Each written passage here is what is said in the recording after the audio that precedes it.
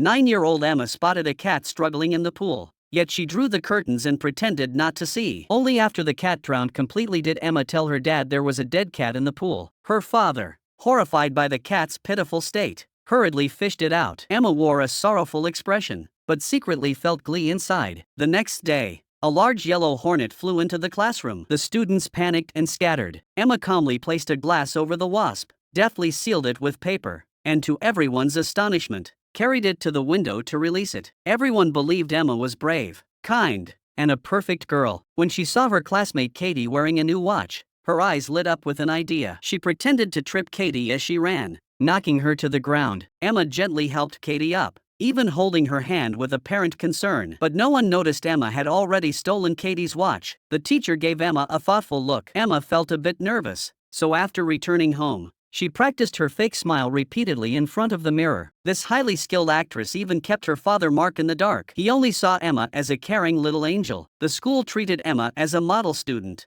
awarding her a medal every year. At this year's ceremony, Emma assumed victory was hers, but the teacher called out Mello's name instead. Emma's smile vanished instantly. Watching Mello walk up to receive the award, she clenched her teeth and began tapping her foot, convinced Mello didn't deserve it. So Emma began brewing a vicious plan. Mark noticed Emma's unusual behavior and thought she was upset about losing. He approached to comfort his daughter, but Emma sincerely said she was happy for her friend. This made Mark feel his perspective was narrower than that of a 9-year-old daughter. But then Emma invited Mello to play hide and seek. They gradually drifted away from the crowd and accidentally wandered into a dense forest. Mello wanted to turn back, but Emma led him deeper into the woods. There, at a cliff overlooking the sea, Mello began to feel afraid. Emma stared straight at him, her gaze as cold as if looking at a corpse. What do you want? I think you know.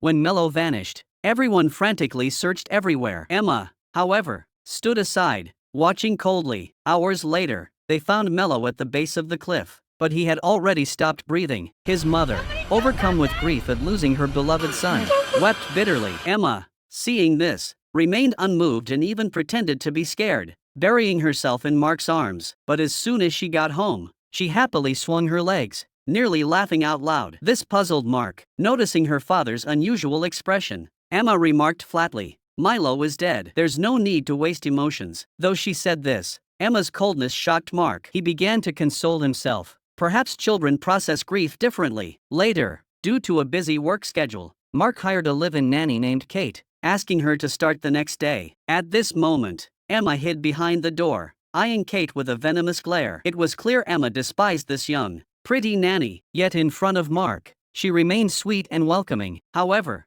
the moment Mark left, Emma began closely monitoring Kate's every move. She discovered Kate had secretly entered Mark's bedroom and was rummaging through his belongings. It turned out that after learning Mark was a young widower and a well-paid engineer, Kate had formed a plan. She stole the pills Mark used to treat his insomnia and anxiety, hoping to make him more emotionally vulnerable so she could comfort him and take advantage of the situation. Unexpectedly, Emma witnessed everything. Instead of telling her father, she used this leverage to blackmail Kate. I won't tell.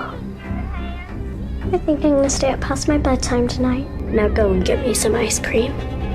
Emma disliked the harsh words, but she remained impassive. Kate's sharp tongue didn't hurt her. She didn't need to retaliate yet. The next day was Milo's funeral. Everyone was heartbroken, but Emma felt nothing. She couldn't understand what they were grieving over. This was the first time Emma realized she was different from others, though she didn't care. After all, emotions were just expressions and postures. If grief was required at a funeral, she could easily fake it. But then, Mello's mother suddenly asked about the medal Mello's only honor. The mother wanted to place it in the coffin for burial. Strangely, after Mello's death, the medal vanished. Mark instantly felt sympathy for the child. Seeing this, Emma squeezed out a few hot tears. Mark thought she was grieving for Mello, but Emma was secretly delighted after all. There was no proof. Back home, when Dad bent down to pick up a dropped teddy bear, he nearly discovered the medal under the bed. Dad?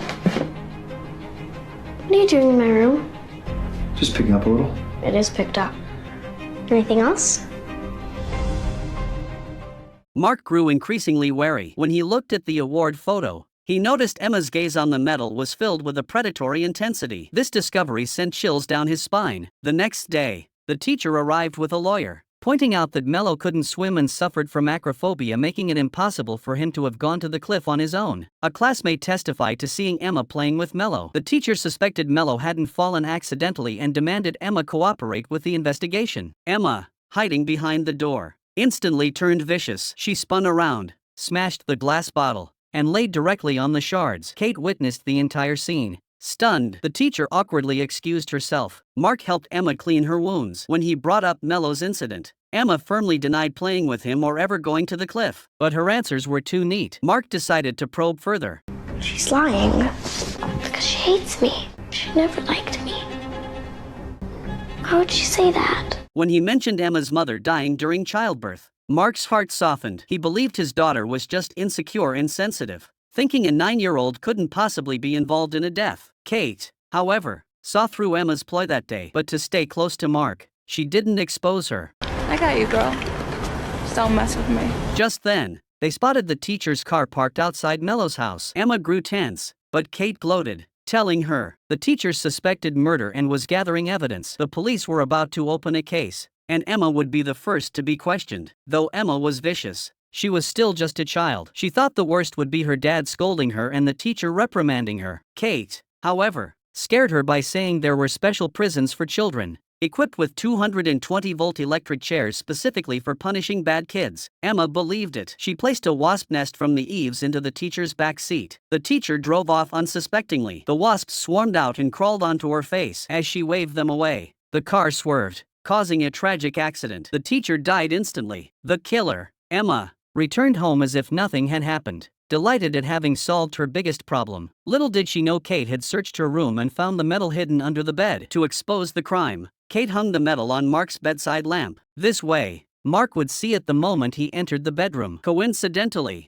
Mark had just returned when Emma rushed over to greet him. Emma spotted the medal and trembled with fear. She decided to take a risk, quietly removing the medal behind Mark's back when he turned away. Mark suddenly turned around. Under Mark's piercing gaze, Emma reluctantly produced the medal, insisting she had no idea how it ended up in the house. Kate immediately chimed in, claiming she'd found it while cleaning under the bed. Emma shot Kate a vicious glare, plotting her revenge. But when she turned to her father, she instantly adopted an innocent expression. "The medal really is Milo's," she said. "I was jealous he won it, so I borrowed it to wear for a bit. I never expected Milo would fall off the cliff afterward." Emma claimed she'd hidden the medal out of sheer terror. Mark clearly didn't buy the explanation, but out of paternal love, he accepted it and returned the medal. Emma feigned remorse, saying she'd intended to return it but couldn't find it. Milo's mother, seeing Emma's timid demeanor, assumed she was traumatized and instead thanked her for eventually returning the medal. Soon after, Mark learned of the teacher's death in a car accident and discovered the wasp nest under his eaves had vanished. These coincidences made Mark realize Emma was no ordinary child. He immediately booked an appointment with a psychologist to assess his daughter's mental state. Emma readily agreed,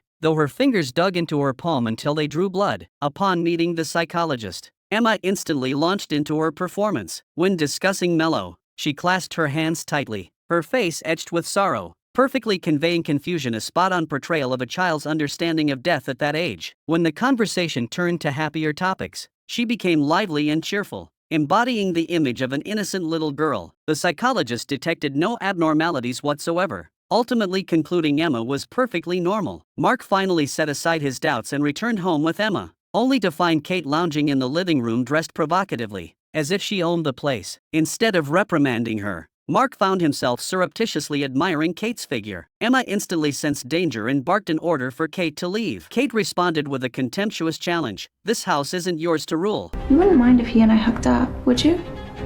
Emma warned her to stay away from Mark or face the consequences. Kate scoffed, mocking her as nothing but a spoiled princess. Clearly, Kate had severely underestimated Emma's danger. That night, after Mark left, Emma vanished as well. Though Kate despised her, she feared Mark's wrath and frantically searched. Finally spotting a light in the studio, she assumed Emma was inside. As she pushed the door open, the iron gate slammed shut, trapping her. Kate heard strange noises and got up to investigate. Flames suddenly shot out from the doorway, rapidly spreading into a raging inferno. Only then did she notice the floor was covered in gasoline drums. The blaze instantly engulfed the entire studio. Kate begged for mercy in terror, but Emma watched coldly from the window as she struggled in the flames, a cruel smile spreading across her face. When Mark rushed back, Kate had already been burned to a charred husk. Emma told the police Kate had started the fire by smoking. Mark checked on Emma but found her utterly fearless. Even offering comfort to him, he saw a sick excitement in her eyes, though reluctant to suspect his daughter. Every detail: Milo's medal,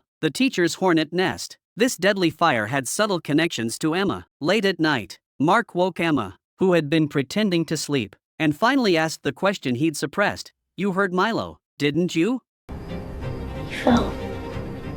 Kept on yelling and yelling that he couldn't swim. I didn't believe him. Seeing her father's first outburst of rage, Emma immediately sat up and timidly admitted it. She blinked her innocent big eyes, just like every other time she'd done something wrong, trying to evoke her father's protective instincts with timidity and pitiableness to escape punishment. Mark suddenly remembered the previous nanny. She too had died unexpectedly while with Emma. Emma calmly explained that the nanny had grabbed her arm, causing her to fall down the stairs, and that she hadn't done anything wrong. Mark couldn't believe it. He dared not imagine the consequences if this continued. His daughter was only 9, yet she had already been involved in multiple deaths, and as her father, he had been completely unaware. Emma suddenly burst into tears, wailing that every person she killed deserved to die. Emma was so calm it was completely unlike a child. Mark was terrified by his daughter's words. He hurriedly searched online and discovered that Emma's symptoms highly matched those of antisocial personality disorder. Such individuals inherently disregard life and emotion, initially manifesting as coldness and cruelty with a lack of empathy. They progress to killing indiscriminately in later stages, even sparing no loved ones. Yet Emma was usually sweet and charming. Mark simply couldn't connect her to a murderer, so he took her to a lakeside cabin, hoping isolation might ease her symptoms. But then he received a sudden call from the police. They informed him that both the teacher and the nanny had been deliberately murdered. They had already found crucial evidence and would soon identify the killer. Mark was utterly devastated. He began having nightmares every night. He dreamed of the dead cat turning into a floating corpse. He dreamed of Mello, covered in blood, coming to claim his life. He even dreamed of Emma becoming increasingly terrifying. Thinking of those innocent victims, Mark was consumed by deep guilt. He wanted to save Emma through medical means, but after reviewing every case, he discovered this innate evil was incurable, only growing more uncontrollable. Unaware, Emma appeared behind him. Mark, startled, quickly shut down his computer. That night, Emma secretly locked Mark's door and opened all the gas valves, preparing to poison him. Unexpectedly, Mark woke midway, smelled the odor, and immediately pushed open the window. Rushing into the kitchen, he found all the gas valves wide open. He bitterly realized his research was coming true. Emma wouldn't even spare her own father. Standing nearby, Emma's gaze met his, her expression cold and ruthless. Mark stepped out of the room, heart aching, demanding why she treated her father this way. Emma remained silent. "I'm your only family," Mark said. Emma sneered. "No, you just live in Angela's shadow. At least she thought I was a good person." Mark's heart was torn apart. Such a child was truly corrupted by her genes, incapable of ever developing a sense of right and wrong. To her, parental love was merely expressions and actions. Yet in this moment, Mark too learned to feign emotion. He reached out his hand to Emma. Emma naturally took her father's hand. She felt no fear, for in her mind, adults seemed powerful yet foolish. Like Mark, who was forever bound by paternal love and incapable of cruelty. But after intense struggle, Mark resolved to end Emma's life himself. After all, the murder case was about to be exposed. Emma's remaining years would be spent in a mental hospital or prison. Rather than subject her to that punishment, he preferred to grant his daughter a swift release. So he crushed sleeping pills into powder and mixed them into Emma's milk. But the cautious Emma secretly swapped the 2 glasses of milk while her father was away. That night, the one who fell into a deep sleep was Mark. Emma suddenly opened her eyes, retrieved Mark's pistol, and placed it in his hand to stage a suicide. When Mark jolted awake and fought to wrestle the gun away, Emma seized the moment to grab the phone and dial 911. Screaming, she ran away, shouting, "Oh my God, Dad, don't do this," for she had already confirmed during the day that a burly neighbor lived next door. Her late-night cries for help would surely be heard. Following the original plan, Emma quickly hid in the bathroom, locked the door, and waited for her father to find her. To intensify Mark's rage, she remained silent. Sure enough, Mark soon lost control and roared. When Mark broke down the door, Emma clutched her head and wept. But Mark was familiar with her act. He steeled himself and aimed the gun at Emma. Just then, the burly neighbor heard the commotion and rushed over. Emma immediately screamed for help. Tears streaking her face, Emma screamed in terror, playing the role of a terrified child who had lost a loved one. In truth, no emotion could truly hurt her. She weighed everything rationally, never letting her heart get involved with anyone or anything. Ultimately, with the neighbor's testimony, Emma was deemed the victim, and her aunt became her new guardian. Mark had long suffered from anxiety, and his aunt believed his attempted attack on Emma stemmed from mental instability caused by Kate switching his medication and forcing him to stop taking it. His aunt comforted Emma, assuring her everything would be okay, and brought her home. His aunt cherished Emma deeply, treating her as her own daughter. But as time passed, Emma grew resentful toward her aunt for marrying and having children, making her feel like a guest in her own home. Thus, she grew increasingly resentful toward her uncle and young cousin. Though she kept this hatred hidden, Emma never showed it outwardly. To this end, she maintained her childhood habit of practicing fake smiles and compliments in front of the mirror. But when her aunt was absent, Emma revealed her true self, rolling her eyes and scowling at her little cousin. Her cousin was scared stiff, but Emma didn't care because he couldn't tell on her yet, so Emma could toy with him without restraint. Yet, to win favor, she hatched a plan. One day, Emma watched her young cousin crawl toward the pool edge. Instead of stopping him, she retreated upstairs to observe. She had secretly placed candies along the pool's edge to lure him closer. As he neared the water's edge, Emma's face twisted into a devilish grin. Fortunately, her aunt appeared just in time to save the little boy's life. Emma felt utterly dejected. Just then, her uncle discovered the candies on the floor. He was certain he'd locked the door. How had the child managed to climb out? Her uncle casually asked Emma if she'd bought any candies. Emma insisted she never ate sweets. Later, her uncle noticed the knife from his drawer was missing. His thoughts turned to Emma again, but she vehemently denied ever seeing it. Yet the next day, he found the knife tucked inside Emma's drawer, though he loathed suspecting a child of malice. Both the candy and the knife proved Emma was prone to lies and harbored impure thoughts. He sought out an elite boarding school, intending to send Emma there. Emma smiled and agreed outwardly, but inwardly she thought, she was her aunt's own niece. Why was her uncle kicking her out? Back in her room, Emma buried her face in a pillow and let out a stifled growl. But Emma quickly regained her composure. Staring at her reflection, a familiar murderous intent welled up within her. That evening, while her uncle was cooking, Emma took advantage of him answering the phone. She poured a large amount of oil into the pot and turned the gas to full blast. Soon the pot caught fire. She'd hoped it would start a blaze and kill her uncle, but he smelled the smoke and rushed to extinguish it. Hearing the commotion, Emma immediately pretended she'd just come downstairs. She grabbed a fire extinguisher and charged toward the flames. Though her aunt calmed the argument, Emma noticed her uncle's suspicious gaze. Back in her room, she practiced apologizing in front of the mirror. Robert, I wanted to apologize. Uncle Robert, I just wanted to apologize. Later, Emma approached her uncle, who was repairing the car, wearing this apologetic expression. Emma admitted her carelessness caused the fire, but because of her foster status, she feared being blamed by her aunt for mistakes and had initially denied it outright. Hearing this, her uncle felt a surge of pity and embraced Emma, offering forgiveness. At that moment, however, Emma revealed a look of contempt. As her uncle crawled under the car to work, the light suddenly went out. Instantly, the jack plummeted. He kicked his legs in agony, but the 2-ton vehicle was immovable. Emma whistled cheerfully and skipped out of the garage. Convinced her uncle was doomed, she attended a class reunion to establish an alibi. But a friend brought along a transfer student who claimed to know Emma. "Remember when I fell? You stole my watch." This was Katie, Emma's elementary school classmate. Katie despised Emma's scheming ways. Now reunited as high school classmates, Katie seemed more guarded this time. She often recalled the incidents of classmate Mello's fall and Ms. Alice's car crash. Though police ruled both accidents,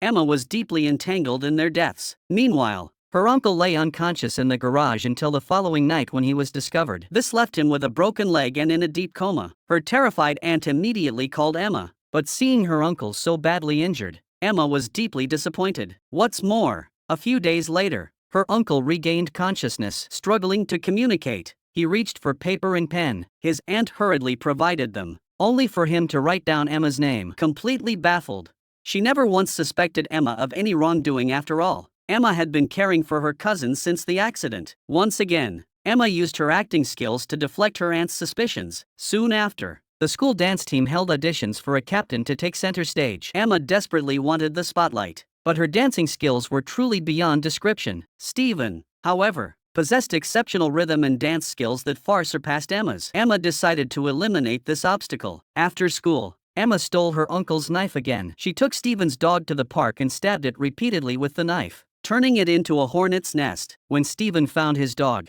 the shot caused him to faint, forcing him to miss that day's campaign speech. Upon hearing this, Emma feigned utter shock. Her classmates, believing her innocent, even described the incident in detail, with no one suspecting Emma. Do they know who did it? Some psychopath. She felt certain victory was hers in the upcoming campaign speech, but to her utter dismay, everyone ignored her passionate speech and cast their votes for the absent Stephen. This left Emma feeling utterly humiliated. What was even more infuriating was Katie's growing suspicion toward her. So that's what now? 6? 6 what? 6 unfortunate coincidences. I know all about you. Katie's slap was incredibly satisfying to witness, but Emma immediately hid in a male classmate's arms, claiming Katie was bullying her. The boy was successfully deceived and promptly escorted her to the infirmary. Emma seized the chance when the doctor stepped out, swiping the infirmary key and stealing the epilepsy medication. But this couldn't suppress the demon within her. The thought of her classmates favoring Stephen made her legs tremble. Emma knew this was her mind signaling the urge to kill Stephen, but she couldn't act yet, so Emma grabbed a plastic bag, pulled it over her face, and vented her rage fiercely. But what troubled her even more was her uncle's return. Though he still couldn't move freely, Emma's heart sank. She timidly approached him and tentatively asked, "Do you remember what happened?" Hearing he remembered nothing, Emma instantly relaxed. Now she could focus entirely on dealing with Stephen. The next day in class, Emma secretly pulled out her phone and sent Stephen a video. The unsuspecting Stephen thought it was a funny clip and opened it to watch.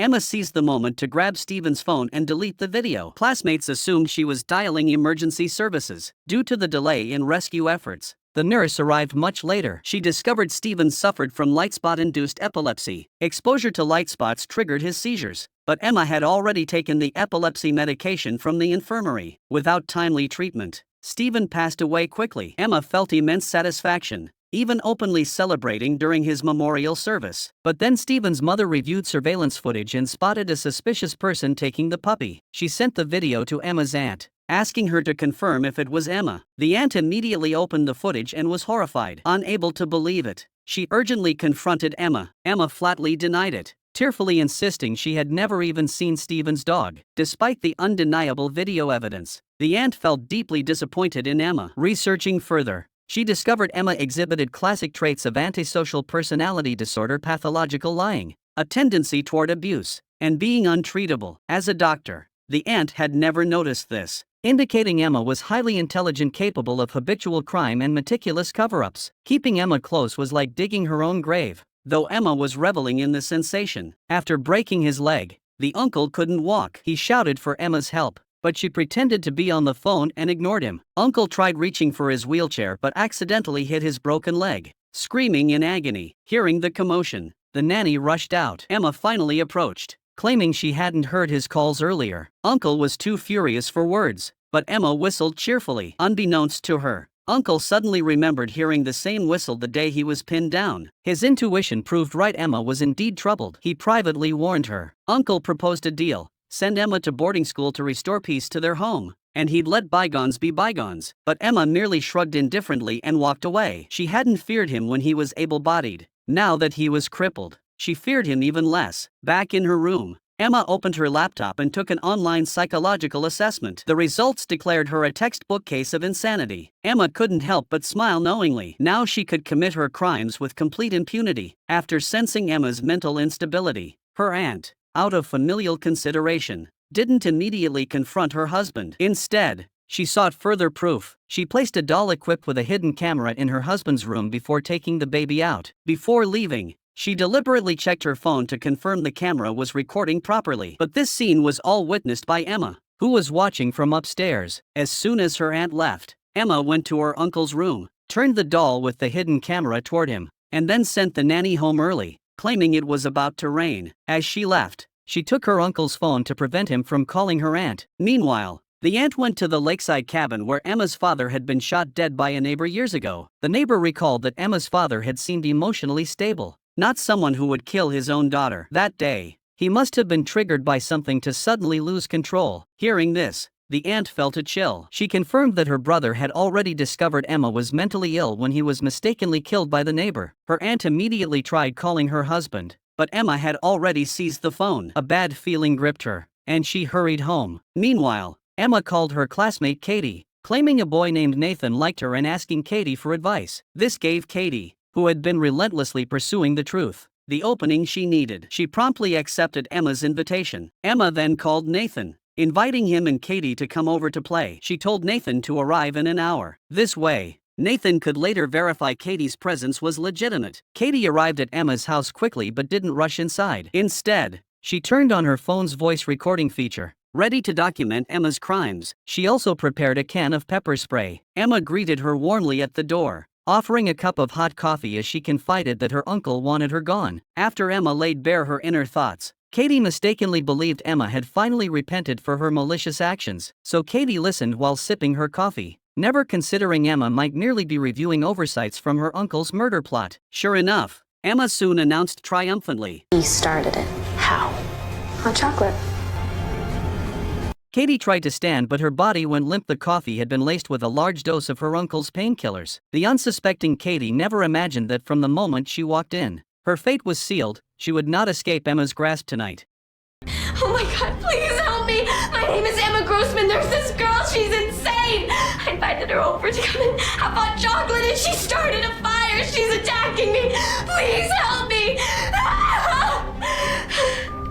Katie had long suspected Emma's involvement in a series of murders, but she never imagined Emma could be so utterly depraved. Emma then seized Katie's phone. Spotting the recording function, she sneered sarcastically, "Whatever this records won't hold up in court." Katie struggled to grab her pepper spray, only for Emma to snatch it away. Katie desperately tried to stand but collapsed to the floor. Unbeknownst to her, her uncle lay unconscious in the room. He was about to sleep when he heard an infant's cry. Thinking his wife had returned, he called out repeatedly, but received no answer. The baby's wails grew louder. Panicked, he struggled to his wheelchair and followed the sound. The crying came from the upstairs nursery. Forcing himself to abandon the wheelchair, he endured excruciating pain to climb the stairs. But just then, Emma had already poured oil into a pot and turned the gas burner to full blast, quickly igniting a fire. Smelling the smoke, the uncle urgently called out to Emma. She ignored him completely, instead fetching gasoline and splashing it around the room. Finally, she placed a can of oil in Katie's lap and positioned her hand on top of it. At that moment, the uncle finally managed to crawl to the nursery. But when he lifted the blanket, he froze in shock. There was no child inside, only a mobile phone recording. Emma had tricked him once again. Spotting a flash of light outside the window, I am sorry, Robert. Emma rushed out. But just as she began feigning terror for her performance, her aunt scowled with disgust and shouted, My brother, he loved you more than anything, but he was right. You're a monster! Her aunt charged toward the house, forgetting the child was still in the car. By the time her aunt found her husband and tried to escape, flames had already blocked their path. Both collapsed to the ground, never to rise again. Emma, clutching her cousin, watched it all with cold indifference. When she heard police and fire sirens approaching, she immediately burst into tears. Without hesitation, firefighters charged into the house to rescue those inside. Nathan arrived just then, saw the terrified Emma, and pulled her into his arms. Emma flashed a triumphant smile. She had won again.